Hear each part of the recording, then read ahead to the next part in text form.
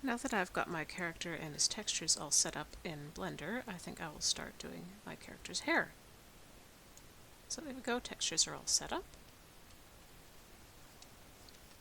I'm just going to open up my reference on my other screen here, just so I can see how his hair looks.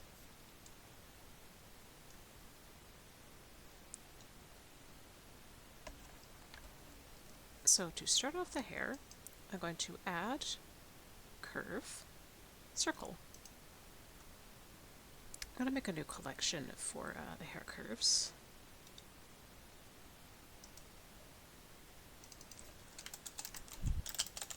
Just to keep things organized. I'm not going to rename this to hair profile. And I'm going to add curve path. I'm going to rename this to hair path.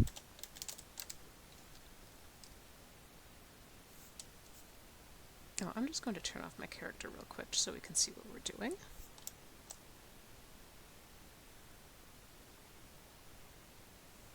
So this is going to be sort of the outer shape of our hair strand.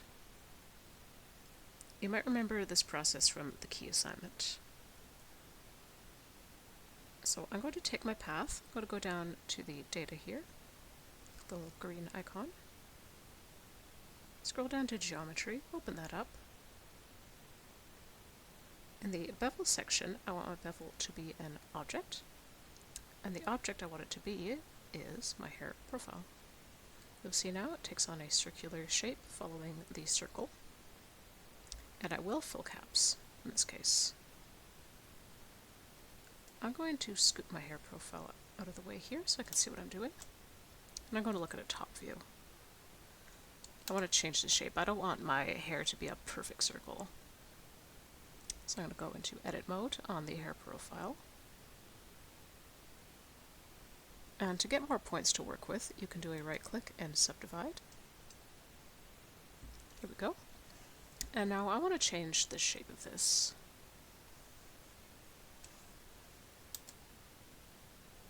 I'm going to move these guys down a little bit. Actually, no, I'll move them nicely. So now you can see we have changed the shape of our hair strand. I'll try it like that for now. I can always edit the profile later. Now I'm going to take my hair path and just move it out of the way so I can see what I'm doing, and turn my character back on. Now I'm just going to make my hair profile a little smaller. That's a bit too big for the hair. I'll scale that down quite a bit. That'll do, I think. Be a touch smaller. Now let's go into edit mode on the hair path.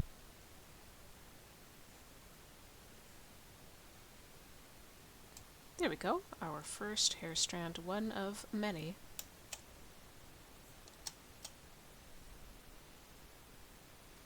I'm going to turn the move tool back on and start moving this hair strand into place.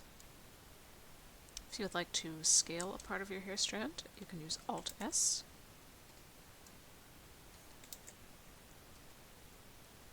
Now I'm going to keep my hair pretty chunky, so otherwise this is going to take absolute ages to finish. I'm going to take all of these little points and Shift D to duplicate.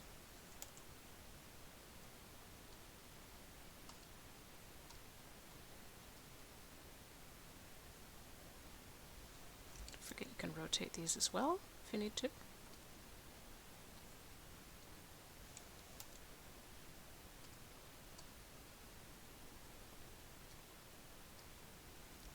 And I do not have symmetry on because nobody's hair is perfectly symmetrical unless they're some kind of robot.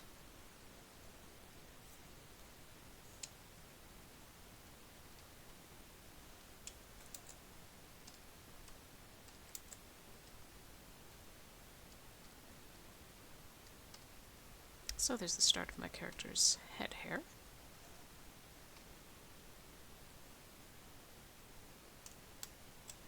And as for materials, unfortunately you can't assign a texture to a hair curve as their NURBS path, but you can give them a solid color. So I'll just do that. Hair curve material. And for the base color, I'm just going to color drop from my character reference.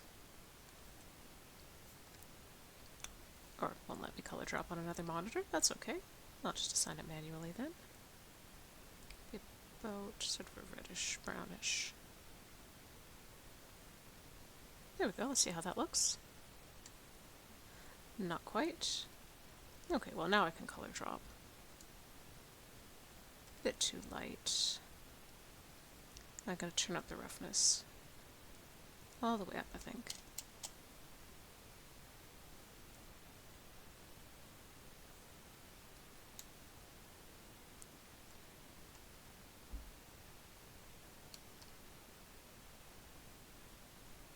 I guess that'll have to do for now.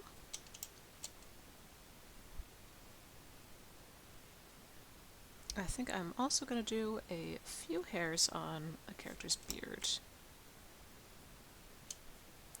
So let's take the hair path again, back into edit mode. Take my little drawing tool. Maybe I should do a front view for this. Just going to scoot these forward where they're meant to be.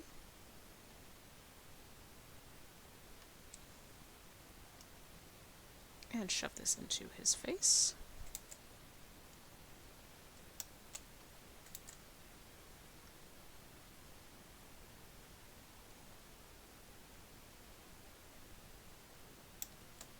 I think I'll just rotate.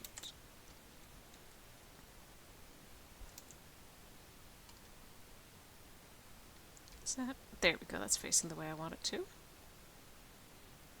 Rotate this one as well. Yes, this is a very tedious process, so don't think you're going to get it done in 20 minutes.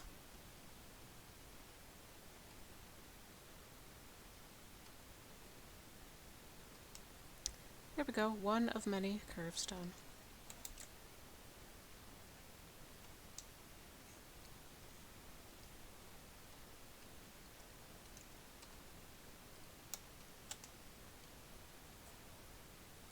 I'm going to do a Shift D to duplicate and scoot it forward. There's my next beard curve.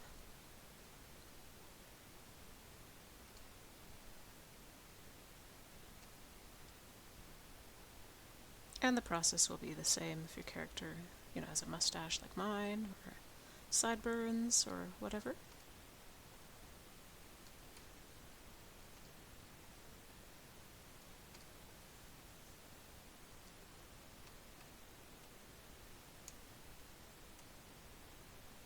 Oh yes, this will take a while. But keep at it. You might like the results once you're done.